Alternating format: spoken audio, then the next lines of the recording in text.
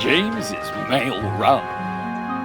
Early one morning, James was boasting to Henry in the sheds. "I'm going to pull coaches today, and do you know why?" Henry didn't respond, so James filled him in. "Because I'm an important engine, and important engines have important jobs.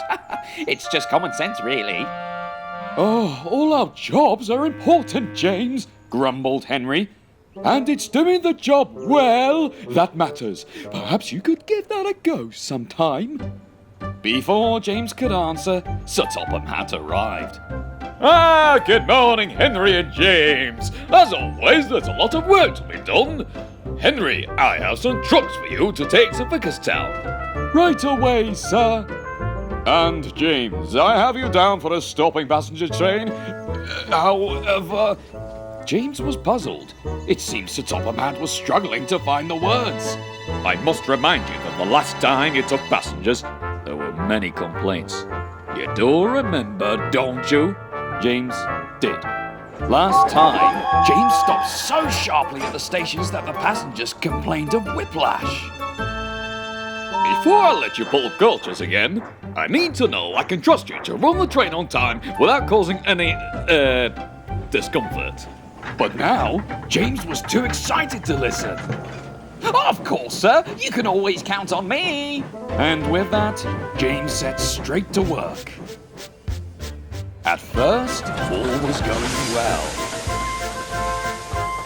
Until James arrived at Elsbridge Station. Before he could carry on, James had to wait for Percy's passengers. The trouble was, Percy was late. "Where's that Percy?" James grunted impatiently. Just then, Emily stopped beside James for a drink. "Don't worry, James. I'm sure Percy will be here soon." But soon just wasn't soon enough for James. Eventually, Percy scurried into the station. "Sorry I'm late, James," panted Percy. "Some sheep escaped from their field, and I had to wait for the farmer to herd them back." I can't say I'm surprised. Now, if you'll excuse me, I need to deliver those passengers on time. And with that, James puffed away. But he didn't notice that some luggage got left behind. The station master was up in arms. "Oh, James, you've left all this luggage behind." Percy and Emily tried to stop him too. "James, come back! You forgot the passenger's luggage! James!" But it was no use. James had already puffed out of the station. On his return trip to Knapford, James saw Sir Topham Hatt waiting on the platform. He was not happy. "What's all this about lost luggage, James? I had to spend all morning sorting out the trouble you left behind."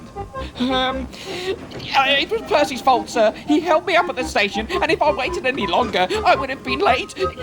You did tell me to run my train on time after all." "Oh, I told you to run your train on time without causing any discomfort for the passengers. All for me. If I can't trust you to do the job the way it should be done, then it's high time you learn how." And so it was arranged. Sir Topham Hatt had James pull the mail train as a lesson in patience. "Oh, hurry up! Hurry up! I want to get this silly job over with." "It's not a silly job, James. The mail train is one of the most important jobs on the railway." James rolled his eyes, but Percy persisted. "It also happens to be my favourite job, so please don't cause any more trouble." "Trouble? Me? The only reason I'm in trouble now is because you made me late." "I may have made you late, James, but I didn't make you leave that luggage behind. It's good to be on time, but it's more important that the mail is delivered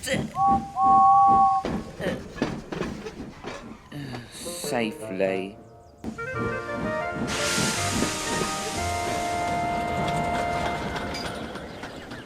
James was making good time until he was forced to stop at Crovan's gate. Oh no, why do we have to stop? Just then, Murdoch reversed beside James. There's something on the line through Henry's forest. I couldn't make it out in the dark, but it seemed rather big. My driver's just reported it.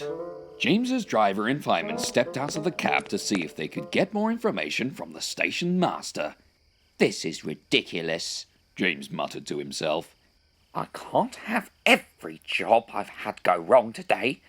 Murdoch probably just saw an animal on the line, and besides, an important engine like me shouldn't have to stop for nothing. So when James's driver and fireman returned, James told them that the line was all clear, and that they were free to go. See you later, Murdoch!